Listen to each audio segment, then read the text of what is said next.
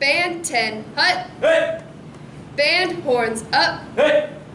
Da, da, da, da, da, da. Conducting is a lot easier than it seems. It's a fun skill to learn how to do, and it can easily impress people. I've had a lot of friends and parents tell me that they always watch the drum majors instead of the band during our performances at football games. I have been lucky enough to be a drum major for the last 2 years. I have learned all the basics and techniques from both my teachers, Mr. Unner and Mr. Russell.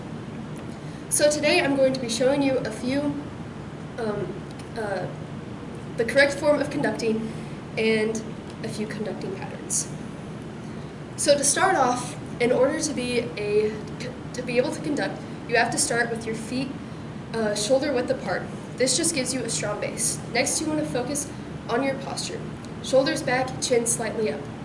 Next, you want to focus on the shape of your hand. You want to make sure that you have a slight curve in your hand.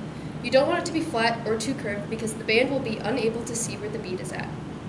You also want to keep your arms out, not like a little T-Rex conducting or way out far. It's just a very natural and powerful, assertive position. Now with that in mind, let's move on to some conducting patterns. The first one I call the bounce. It's very flowy, and we use this one during the slow verse of the school song. So to begin, the positions are down, in, out, and up. Each time you hit the beat, or you show the beat, you're hitting the ictus. The ictus is the spot, like the instant when the beat is shown. And so for the bounce, the ictus is in 3 different spots. Even though there's 4 beats, there's 3 different spots. So the first beat is just right in front of you, then the second beat is in, the second beat is out, and the fourth beat is back in that first position, and you go up. So it's down, in, out, and up. We say up when we're still coming back into the middle, but it's because you go right up to come back down. Now for the second one, it's a little bit more complicated.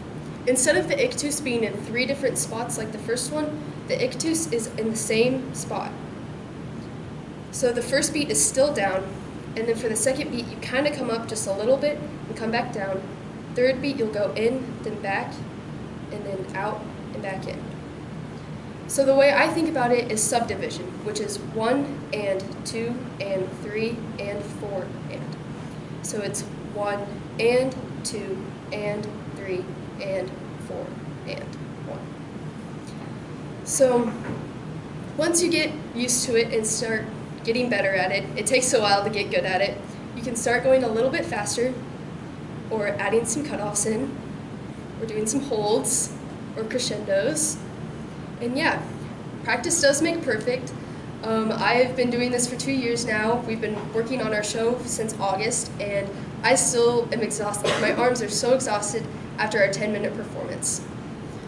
So today we learned the correct form of conducting, which is a strong base with your feet apart and your shoulders back, and then the curve of your hand.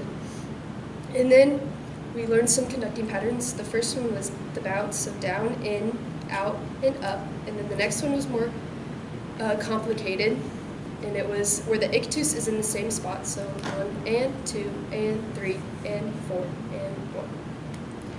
So I hope I've been able to teach you guys how to conduct, because I know some of you like to show me how you conduct, and you weren't always right, but you'll get better at it. And yeah, thank you.